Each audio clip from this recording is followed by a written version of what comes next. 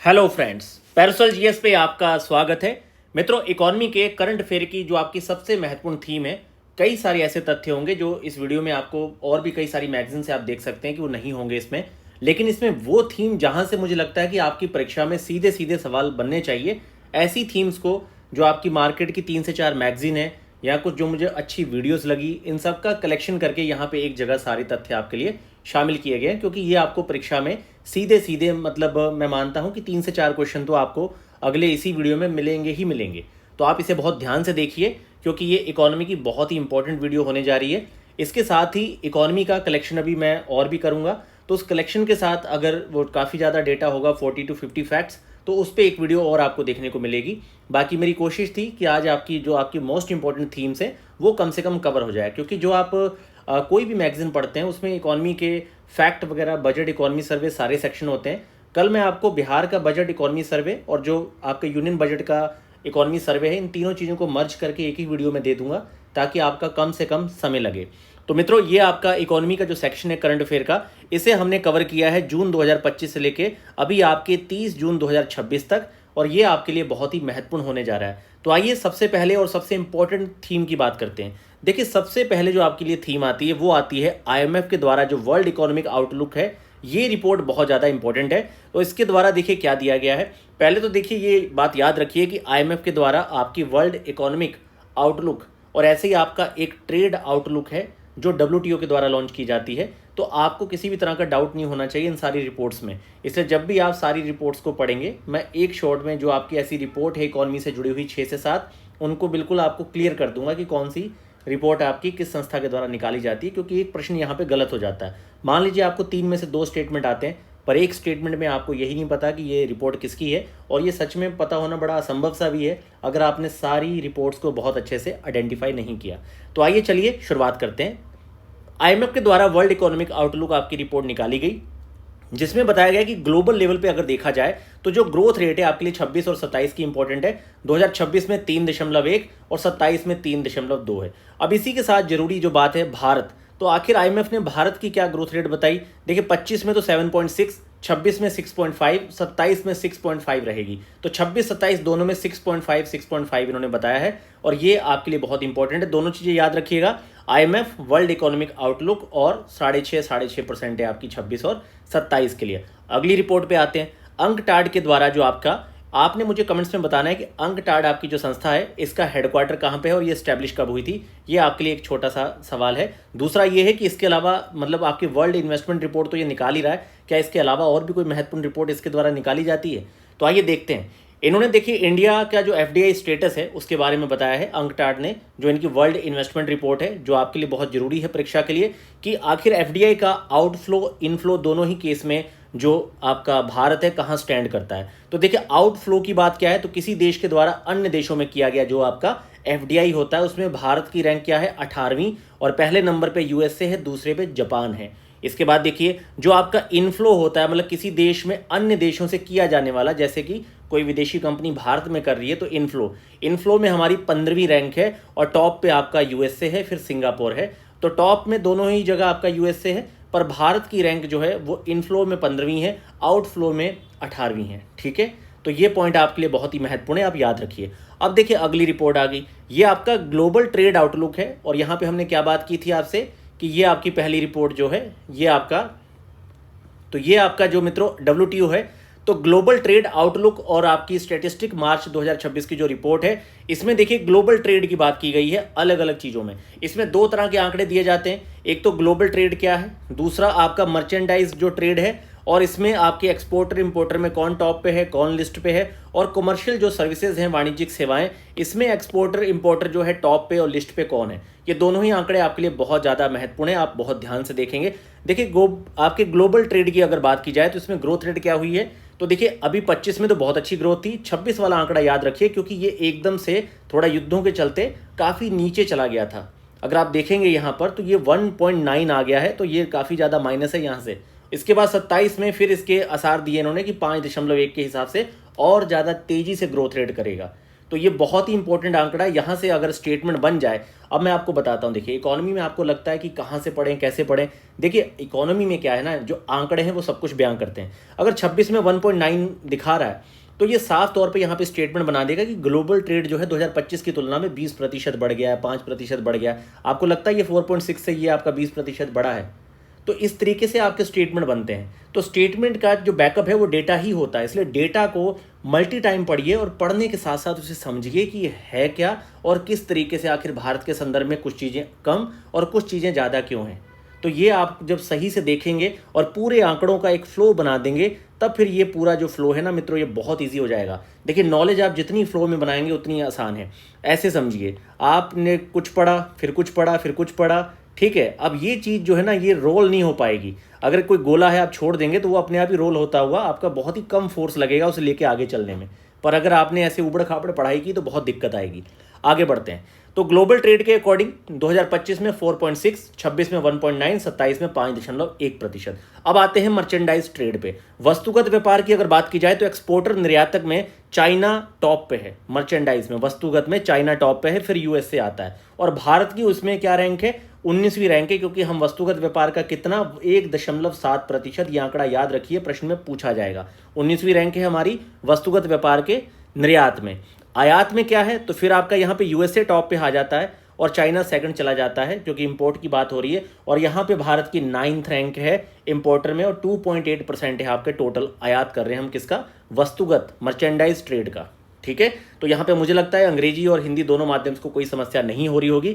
मैंने कोशिश की है कि कीवर्ड्स दोनों ही मैं टाइप के इस्तेमाल करूँ ताकि आपके लिए आसान हो सके। आगे देखिए सर्विसेज की बात करते हैं, वाणिज्यिक सेवाएं। तो एक्सपोर्टर और इंपोर्टर इसमें देख लीजिए। अब सेवाओं की बात की जाए तो यूएसए टॉप पे है, लेकिन आगे आ जाता है यूके। और भारत इसमें 8वीं पोजीशन पे है, क्योंकि सर्विस में भारत थोड़ा ठीक है। तो यहाँ पे हम कितना 4.3% करते हैं सर्विस का, ये बहुत इंपॉर्टेंट है। और यहाँ पे आपने देखा ही कि वस्तु का एक्सपोर्ट की देखा जाए तो 1.7 है। ये आंकड़ा या फिर ये आंकड़ा बहुत पूछा जाता है, तो आप इसे बहुत ध्यान से देख लीजिए कि एक्सपोर्ट के लेवल पे हमारी क्षमता दिखती है ना। इंपोर्ट तो हम चीज़ों को कर ही रहे हैं, इसीलिए आप दोनों के एक्सपोर्ट को याद रखिए, ये बहुत जरूरी है। यहाँ से आपका प्रश्न बनेगा। और मित्रों पैरासोल जीएस को जरूर सब्सक्राइब करिए, अपने मित्रों के साथ जरूर शेयर करिए, क्योंकि सारा डेटा कलेक्ट करने के लिए बहुत समय देना होता है ताकि आपके लिए गुणवत्तापूर्ण वीडियोस को लाया जा सके। वीडियो को जरूर लाइक करिए, हाइप करिए, मैसेज कीजिए और टेलीग्राम के साथ जुड़िए, क्योंकि सारे पीडीएफ कंटेंट मैं वहीं पे आपको प्रोवाइड करूंगा। और चलिए आगे बढ़ते हैं। तो यहाँ पे एक्सपोर्टर में आपका क्या है? इंडिया 4.3 8वीं पोजीशन पे है। इंपोर्टर में यूएसए चाइना है आपका, और इसमें भारत की 9th रैंक है 3.2%। तो दोनों में ही मैं कहूँगा, आपको सलाह दूंगा कि एक्सपोर्टर कम से कम याद रखिएगा, क्योंकि यही आंकड़ा प्रीवियस ईयर क्वेश्चन में अब तक पूछा गया है। अब आते हैं प्रधानमंत्री धन धान्य योजना पे। ये क्यों इतनी इंपॉर्टेंट है? देखिए इसकी पहले तो डेट याद रखिए, 16 जुलाई 2025।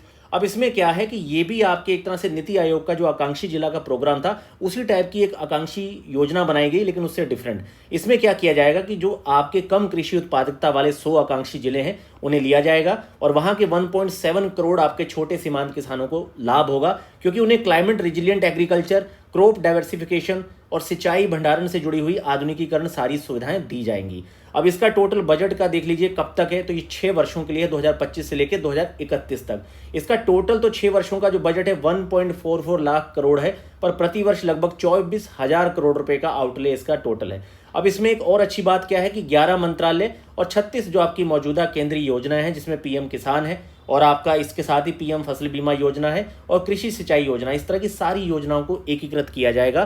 तो ये याद रखिए, आपका क्या प्रधानमंत्री धन धान्य योजना के ये सारे तथ्य याद रखिए, क्योंकि इन्हीं तथ्यों में से कोई आपका ये जो 2025 से 30 कर देंगे तो आपका प्रश्न गलत हो जाएगा।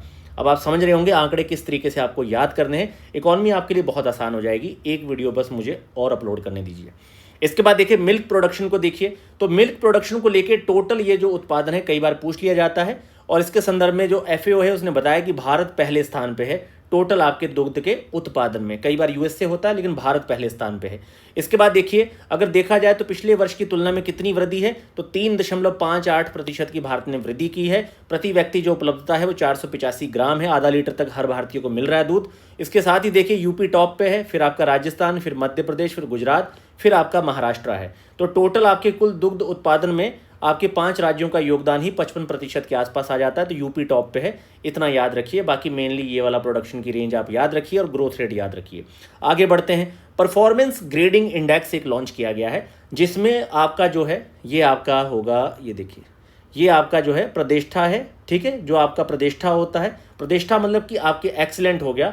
तो एक्सीलेंट वाले में जो नंबर 1 कैटेगरी, इसमें चंडीगढ़ पंजाब 2 जगह आती हैं, ठीक है, जो एक्सीलेंट की कैटेगरी में है। और वहीं पे आपका लिस्ट स्टेट में देखा जाए तो सबसे लिस्ट में आपका मेघालय है, जम्मू कश्मीर है, 3rd पोजीशन पे बिहार है जिसका स्कोर है 507 और ये आकांक्षी 2 कैटेगरी में आता है, ठीक है, ये आकांक्षी 2 कैटेगरी में आता है।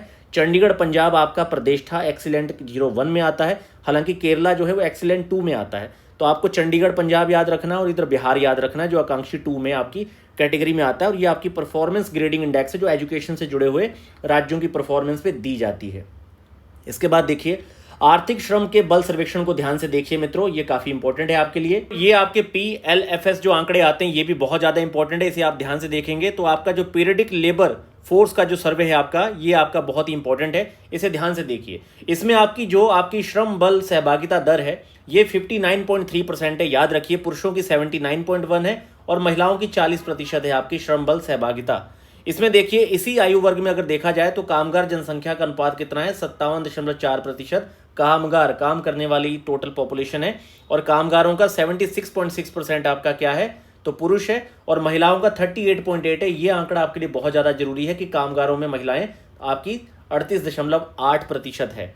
इसके साथ ही देखिए मित्रों कि कुल श्रम बल सहभागिता दर जो है आपकी कितनी है, जो आपकी कुल श्रम की बल की सहभागिता दर है 44.9% दर्ज की गई है, और ग्रामीण महिलाओं में ये आपकी 34.6% है, और शहरी महिलाओं में आपका 22.2% रही है, जबकि शहरी पुरुषों में ये आपकी 59.7% रही है। जो आपका मेनली जो तथ्य सबसे ज्यादा पूछा जाता है वो देखिए, ये जो आपकी महिलाओं का अनुमान है आपका 38.8% ये पूछा जाएगा, या फिर आपका सभी आयु वर्गों के लिए जो कामगार जनसंख्या का अनुपात है 43.5 ये आपका पूछा जाएगा। तो ये आप याद रखिए टोटल वाला जो है। इसके साथ ही देखिए आपके ग्रामीण क्षेत्रों में पुरुषों की जो श्रम बल भागी आपकी सहभागिता दर है ये 80.5% है, जबकि ग्रामीण महिलाओं की दर कितनी है, 45.9% है। इसके साथ ही मित्रों जो अगला आंकड़ा है वो आपके लिए मैं बड़ा ही देखिए, इसमें जो आपका मित्रों जो मेन है, आप महिलाओं की जो मेनली यहाँ पे आपको क्या याद रखना है कि टोटल जो आपका LFPR है ये कितने % है आपका, तो टोटल ये आपका है 59.3% आपको याद रखना है। टोटल आपका लेबर फोर्स पार्टिसिपेशन जो है 59.3 है। इसमें आपकी अनएम्प्लॉयमेंट जो बेरोजगारी है 3.1% है। इसके अलावा देखिए जो आपका यहाँ पे जो टोटल आपका लेबर फोर्स पार्टिसिपेशन है वो आपका 59.3% आपको याद रखना है। इसके अलावा 38.8 जो महिलाओं का ये आंकड़ा आपको याद रखना है। बाकी मित्रों वर्कर टू पॉपुलेशन जो रेशियो है कितना है, 57.4 जो है, मतलब वर्कर पॉपुलेशन के रेशियो में कितने हैं, तो 57.4%। ये 3 ही आंकड़े ऐसे हैं जो आपके पूछे जा सकते हैं। ये 38.8 हो गया, 59.3 टोटल आपका हो गया, 3.1% आपकी बेरोजगारी है, 57.4% जो है आपका WPR है, ठीक है, वर्कर जो है पॉपुलेशन रेशियो में कितने, ये सब दिया गया है। इसके आगे चलते हैं। देखिए राष्ट्रीय परिवार स्वास्थ्य सर्वेक्षण जो 6 है, इसे हमें पहले भी हमने आपको शॉर्ट वीडियो में कवर करवाया था, तो ये आपका काफ़ी इंपॉर्टेंट है। इसमें से भी मान के चलिए कि कई बार स्टेटमेंट फॉर्म में क्वेश्चन आ जाता है, क्योंकि इसमें ज़्यादातर जो जरूरी फैक्ट है वो ये है आपका, देखिए जो आपकी संस्थागत प्रसव है ये 88.6 से कितना हो गया है, 90.6%, जो कि काफ़ी ज़्यादा जरूरी है। इसके साथ देखिए जो प्रसव के 2 दिनों के भीतर नवजात शिशुओं का जो प्रसवोत्तर देखभाल थी, पहले 79% थी जब आपका जन्म के बाद, पर अब क्या हो गया, अब 85.3% तक सुविधा दी जा रही है। तो ये भी आपकी कंडीशन जो है पहले से जो प्रसव के बाद देखभाल जो है और बेहतर हुई है, तो ये आपका काफ़ी इंपॉर्टेंट है। इसके बाद देखिए भारत की कुल जो प्रजनन दर है आपकी टोटल फर्टिलिटी रेट जो है नेशनल फैमिली हेल्थ सर्वे के अकॉर्डिंग कितनी है, 2 पॉइंट पर ही स्थिर रही है। तो इसके अकॉर्डिंग पूछा जा सकता है कि ये बढ़ी है या कम हुई है, ठीक है, तो इसके संदर्भ में ये चीज़ आप याद रखिए। दूसरा टीकाकरण का जो कवरेज है वो आपका कितना हो गया, 87.1% हो गया 83 से, तो ये बहुत ही इंपॉर्टेंट है, इसे आप याद रखिए। इसी तरह के स्टेटमेंट बन सकते हैं बहुत ज़्यादा, मतलब कि मान के चलिए कि इसी तरह का स्टेटमेंट 2 या 3 बना के, जैसे इसको आपका 2.2 लिख दिया जाएगा, या 87 को 95% या 50% लिख दिया, तो इस तरह के आंकड़े यहाँ पे थोड़े से चेंज करके आप यहाँ पे आपको भ्रमित किया जा सकता है, तो आप इसे बहुत ध्यान से देखिए। बाकी मोबाइल फ़ोन का स्वयं उपयोग करने वाली महिलाओं का प्रतिशत 53 से अब 63% हो गया। ये एक अच्छी चीज़ है क्योंकि डिजिटली वो अपने ट्रांजेक्शन से लेके पूरा जो वित्तीय समावेशन है या चीज़ों के बारे में, शिक्षा के बारे में, ठीक है, हर चीज़ के बारे में समझ सकती हैं। जैसे आज की डेट में आप देख रहे हैं ऑनलाइन आपकी शॉपिंग से लेके ऑनलाइन एजुकेशंस या फिर क्रिएटर के कितने सारे कोर्सेज हैं। तो ये बहुत ही एक बेहतर साइन है अगर ये 10% तक पहले से बढ़ा है। आगे देखिए जो खरीफ की आपकी फसलें हैं, इसमें हमेशा जो धान सामान्य होता है इसका प्राइस कई बार पूछ लिया जाता है। तो ये 2441 रुपये है, पहले आपका 2369 था। इसमें यही आंकड़ा है जो आपका अक्सर पूछा जाता है, बाकी दूसरा परीक्षा में नहीं पूछा जाता है। इसके साथ ही देखिए मित्रों, टोटल जो खाद्यान्न है याद रखिए ये आपका पहले से बढ़ के कितना हो गया है। तो कुल खाद्यान्न का आंकड़ा ये जो है आपका 376 पॉइंट जो मीट्रिक टन आपका है, ये बहुत ही इंपॉर्टेंट है, इसे आप याद रखिए। इससे पहले ये आपका 357.7 लाख था, ठीक है, मीट्रिक टन था। अब ये आपका 188 लाख टन, उससे ज़्यादा, मतलब 5.3% उससे ज़्यादा बढ़ गया है। तो ये आपको ये जो है आपका आंकड़ा आपका कितना है 376563, ये जो आपका लाख टन है जिसे आप 376 मीट्रिक टन भी बोल सकते हैं, ये आंकड़ा आपके लिए बहुत ही महत्वपूर्ण है क्योंकि ये सीधे सीधे परीक्षा में दिया जाता है। अब इसके आप बात देखिए, चावल उत्पादन में शीर्ष 5 राज्य, तो पहले आपका यूपी फिर आपका तेलंगाना है। तो आप टॉप के 2 ही याद रखिए, ज़्यादा आपको नहीं याद होंगे। और राज्यों की वर्तनी को लेके भी आप इसका पासवर्ड बना सकते हैं, ठीक है। गेहूं में आपका उत्तर प्रदेश है। तो इसका एक और भी टोटका है जिसमें कोई भी स्टेट जिन जिन फसलों में नंबर 1 है आप एक साथ लिख लीजिए और उन्हीं स्टेट्स को याद करके बाकी एलिमिनेट करने में आसानी होती है। जैसे चावल में उत्तर प्रदेश है, गेहूं में उत्तर प्रदेश है, इसके अलावा, ठीक है, आप यहाँ पे देख रहे होंगे। और कुल खाद्यान्न में भी आप देखिए उत्तर प्रदेश है। और आपके चावल के उत्पादन में जो शीर्ष है 2024-25, ये पुराने आंकड़े हैं। इस बार के जो आंकड़े हैं आपके यहाँ पे लेटेस्ट, वो आपके यहाँ पे दिए गए हैं। 25-26 की जो आपकी पहली अभी तक आपकी जांच आई है उसके अकॉर्डिंग आपके चावल के जो नए आंकड़े हैं उसमें उत्तर प्रदेश है, फिर तेलंगाना है, गेहूं में उत्तर प्रदेश है और फिर मध्य प्रदेश है, मक्का में मध्य प्रदेश है, फिर कर्नाटक है, आपके जो दलहन है इसमें मध्य प्रदेश है, फिर महाराष्ट्र है और मोटा अनाज में राजस्थान है, ठीक है। ये आपके लेटेस्ट आंकड़े हैं जो अभी पहली जो आपकी तिमाही वाला आंकड़ा आया जिसमें ये लॉन्च किए गए हैं। बाकी ये 2024-25 के दौरान गेहूं का उत्पादन में कौन था, तो 24-25 में आपका यहाँ पे उत्तर प्रदेश है। ये पुराने आंकड़े हैं तो इसको आप ध्यान में ना रखिए। इधर वाले जो आंकड़े हैं यही आप देख लीजिए क्योंकि ये लेटेस्ट अभी अपडेट हुआ है करंट में, तो यहाँ पे मैंने कवर करवा दिए। अब देखिए सैंपल रजिस्ट्रेशन सिस्टम जो है आपका SRS, ये रजिस्ट्रार जनरल ऑफिस आपके नमूना पंजीकरण प्रणाली के द्वारा निकाला जाता है। और ये इसमें देखिए आपका बर्थ रेट क्या है, तो 18.3% है, पहले ये 18.4 था, थोड़ा सा कम हुआ है, -1। इसके बाद देखिए हाईएस्ट आपका बिहार में है 26.8, ये पूछा जाएगा। और बिहार जो है आपका, बिहार देखिए टॉप पे हो गया, फिर आपका यूपी है 23.5, फिर राजस्थान है। ऐसे न्यूनतम आपका अंडमान निकोबार में है, फिर आपका 9.9% आपका गोवा में है। डेथ रेट की बात की जाए तो ये प्रति 1000 पे कितनी है, 6.4 है। हाईएस्ट आपकी छत्तीसगढ़ में है, फिर उड़ीसा में है और लोएस्ट आपकी चंडीगढ़ में है, फिर मणिपुर में राज्य के तौर पे है। इन्फेंट मोर्टिलिटी रेट जो है, शिशु मृत्यु दर, ये 1000 पे 24 है आपकी, छत्तीसगढ़ में 36, MP यूपी में 35 है। और आपकी मातृ मृत्यु दर जो प्रति लाख पे मेजर की जाती है, यूपी में 154 है, केरला में आपका 24 है। मित्रों, आपके औद्योगिक उत्पादन के सूचकांक की नई डेटा सीरीज आई है। आपको याद होगा कि इसका जो आधार वर्ष है बदल के 2022-23 कर दिया गया है। इसके साथ ही जो आपके इस तरह के सूचकांक हैं तो ये 22-23 आपका किया गया है, जबकि CPI का आपका 2024 किया गया है, 23-24। तो देखिए नई सीरीज में आपका जो लघु खनिज था, माइनर जो मिनरल थे, दुर्बल आपके मृदा खनिजें जैसे रेयर अर्थ मिनरल वगैरह, गैस आपूर्ति, जल आपूर्ति, सीवेज, अपशिष्ट प्रबंधन को भी शामिल किया गया है। पूछा जा सकता है कौन सी मदें शामिल की गई है, तो चारों को दे के सिंपल क्वेश्चन बना देगा तो आपको लगेगा कि पता नहीं कौन सी चीज़ शामिल है, शायद रेयर अर्थ जो आपके मिनरल से ना शामिल हो, पर ये माइनर और रेयर अर्थ दोनों को शामिल कर लिया गया नई सीरीज में, ठीक है। तो ये पॉइंट इंपॉर्टेंट है। दूसरा क्या है, बास्केट में आपके 463 आइटम जो थे टोटल, इसमें आपके 1042 प्रोडक्ट हैं। कई बार ये एक्स्ट्रा इन्फॉर्मेशन के तौर पे याद कर लीजिए। मैग्नेटिक स्ट्राइप वाले जो कार्ड हैं, जैसे कौन सी नई चीज़ें इसमें जोड़ी गई हैं, तो CCTV कैमरे, ठीक है, बिना बुने हुए वस्त्रों की जो आपकी वस्तुएं हैं, विमान अंतरिक्ष यान के पुर्जे हो गए, स्टेंट हो गए, वैक्सीन वगैरह जो हैं, पशु चिकित्सा के अलावा जो आपकी वैक्सीन और स्टेंट हैं, ये सारी चीज़ें जोड़ी गई हैं। हटाई क्या गई हैं, तो आपकी कैरोसिन हो गया, CFL हो गया, टायर के ट्यूब है, ठीक है, प्रिंटिंग मशीनरी वगैरह, सिलाई मशीनें, ये हटाई गई वस्तुएं हैं जो आप इसमें IIP में नहीं रखी गई हैं। अब देखिए इसके बाद देखिए अगला तथ्य बहुत ही महत्वपूर्ण है, भारत का कुल निर्यात। तो देखिए वैश्विक वस्तु निर्यात में भारत की साझेदारी 1% से लगभग दोगुनी हो गई है, अब 1.8% हो गया, जो हम वस्तुगत निर्यात की बात कर रहे थे जहाँ पे 1.8 था। और वहीं सेवाओं में 4.3 है। इसके आंकड़े मैंने अभी आपको बताए थे, जो रिपोर्ट आई थी। विश्व बैंक के द्वारा जो गरीबी रेखा में संशोधन किया गया है, इसको देख लीजिए। तो विश्व बैंक के द्वारा अब ये जो आपका 2.15 है, इसे आपका $3 कर दिया गया है, ठीक है। और अत्यधिक गरीबी की दर अगर देखा जाए इसके अकॉर्डिंग जो है 5.3%, और आपकी निम्न मध्यम आय वर्ग की गरीबी दर 23.9% हो चुकी है भारत के संदर्भ में, ठीक है। तो भारत में आपकी अत्यधिक गरीबी 5.3% है, निम्न मध्यम आय वर्ग की जो गरीबी है 23.9% है।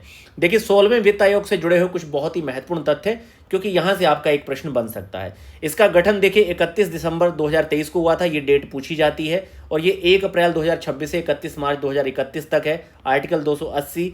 अब इसमें जो आपकी अगर आप देखेंगे तो केंद्र द्वारा राज्यों को करों में हिस्सा अगर आप देखेंगे तो सबसे ज़्यादा किसका है, तो ये उत्तर प्रदेश का है 17.61। उसके बाद आपका बिहार है, फिर मध्य प्रदेश आता है, फिर आपका पश्चिम बंगाल आता है। अब इसमें याद करने वाले तथ्य जो हैं, केंद्र राज्यों में जो संयुक्त ऋण है आपका, ये 2026-27 में आपका कितना 77.3 है, और 30-31 में इसके 73.1% होने की इसमें बात की गई है फाइनेंस कमीशन के अकॉर्डिंग। ये आंकड़ा आपको यहाँ पे 76, 77.2 इस तरह का लिख के भ्रमित किया जा सकता है, इसको एग्जैक्ट रट लीजिए। परीक्षा के लिए उपयोगी सबसे अधिक हिस्सा उत्तर प्रदेश का 17, दूसरा सबसे ज़्यादा बिहार का है। ये पूछा जाएगा कि भाई फाइनेंस कमीशन के अकॉर्डिंग कितना जो है टोटल आपका उसमें, मतलब बिहार का जो योगदान है आपका कितना है, तो ये याद रखिए 9.94% बिहार का याद रखिए आपके 16 फाइनेंस कमीशन के अकॉर्डिंग। सबसे कम उत्तराखंड का है 1.14%।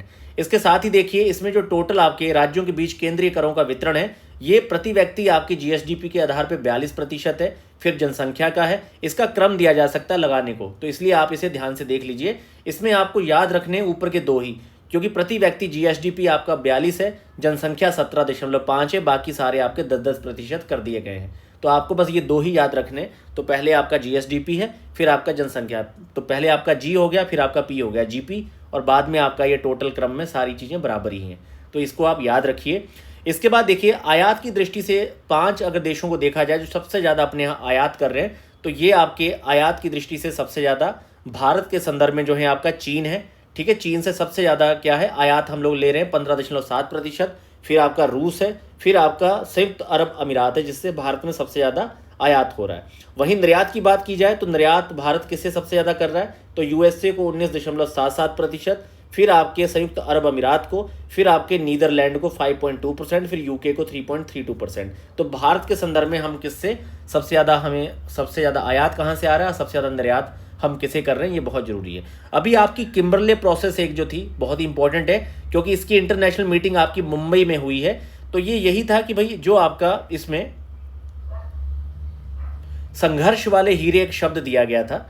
संघर्ष वाले हीरे क्या है, ये वो कच्चे हीरे हैं जिनका इस्तेमाल आपका विद्रोही समूह जो है वो टेरर फंडिंग के लिए कर रहे हैं। इसको काउंटर करने के लिए यहाँ पे बात की गई है। और किम्बरले प्रोसेस का जो सर्टिफिकेशन स्कीम है ये 1 जनवरी 2023 को आपका स्टार्ट किया गया था। तो सिंपली आप इसमें याद रखिए ये टेरर फंडिंग, आपकी टेरर फंडिंग को काउंटर करने के लिए इसमें संघर्ष वाले जो हीरे हैं ये आपके रखे गए हैं, और ये मुंबई में आपकी इसकी जो किम्बरले की मीटिंग हुई है। बस इतना ही आपको तथ्य याद रखना है। और 1 जनवरी 2003 से ये लागू हुआ है किम्बरले प्रोसेस।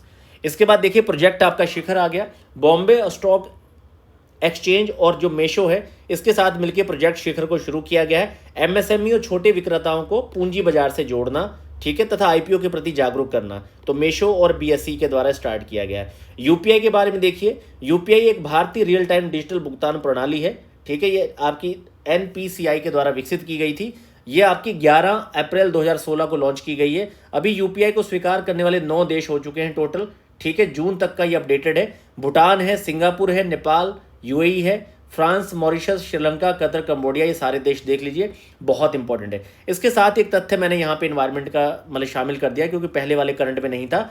आपकी जो यूनाइटेड नेशन की जनरल असेंबली है उसके 81वां जो आपका सत्र है मित्रों, इसमें जो आपका अध्यक्ष है वो बांग्लादेश है, और इसकी जो अध्यक्ष जो कर रहे हैं वो हैं आपके डॉक्टर खलीलुर जो रहमान, ये हैं इसके अध्यक्ष संयुक्त राष्ट्र महासभा के। ऑपरेशन चक्रव्यूह आपका जो है ये डीआरआई जो आपके राजस्व खुफिया निदेशालय इसके द्वारा स्टार्ट किया गया है, ठीक है। ये केरल से 24 किलोग्राम से अधिक जो मादक पदार्थ जब्त किए गए हैं उसके संदर्भ में है। प्रोजेक्ट आपका जीरो, ये जो है ये राज्य केरल ने स्टार्ट किया भ्रष्टाचार को पूरी तरह से समाप्त करने के लिए। आपका प्रोजेक्ट जीरो जो है ये केरला गवर्नमेंट का है। इसके साथ ही देखिए गो ईस्ट पॉलिसी क्या है, तो ये पूर्वी और पिछड़े जिलों में उद्योग स्थापित करने के लिए और अपने क्षेत्रीय संतुलित जो विकास है औद्योगिक निवेशों से बढ़ावा देने के लिए उड़ीसा राज्य के द्वारा शुरू की गई है गो ईस्ट पॉलिसी। बहुत इंपॉर्टेंट है, राज्य का नाम पूछा जा सकता है। सबसे ज़्यादा यूनेस्को की वर्ल्ड हेरिटेज साइट इटली में है 61। इसे वहाँ की मतलब कि एक तरह से वर्ल्ड हेरिटेज साइट का कैपिटल या कंट्री बोला जाता है। 61 स्थलों में से इसके 55 सांस्कृतिक है, 6 प्राकृतिक हैं। अब इसमें देखिए इटली आपका 61 हो गया, चाइना में 60 है, जर्मनी में 54, फ्रांस में आपके ये भी 54 है।